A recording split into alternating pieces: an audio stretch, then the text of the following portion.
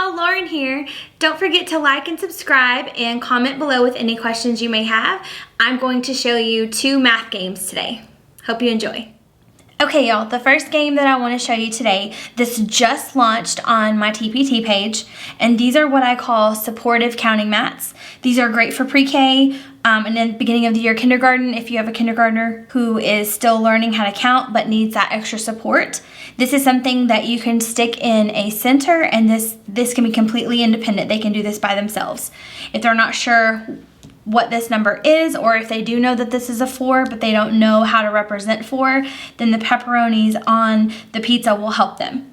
And what I did for a manipulative is this is just felt from a craft store and that I just cut out into little circles to look like the pepperoni, and the kids would practice placing this on the pizza to represent 4.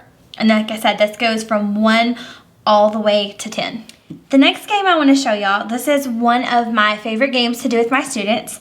You can do this in a center, or this can be something that a student does in a small group with you, or perhaps with a partner. There's many different ways that you can do this. I buy these ice cube trays from the Dollar Tree, and I like them because they look just like a tin frame, except that it's pumpkin. So it's basically the same thing that we've been practicing in math. It's just a more fun way to do it. And I add a different counter instead of using those double-sided flip counters that we usually use. I found pumpkin table scatter at Hobby Lobby, and it comes in a big pack. There's probably about 60 pieces in there. It's around $3. Usually it's 40% off. If it's not, don't forget your coupon.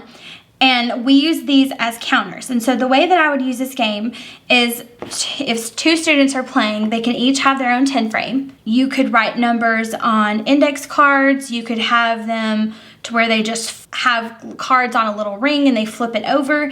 And if they flipped over the number 4, then they could just add the pumpkins and make the number 4, while their friend can also make the number 4.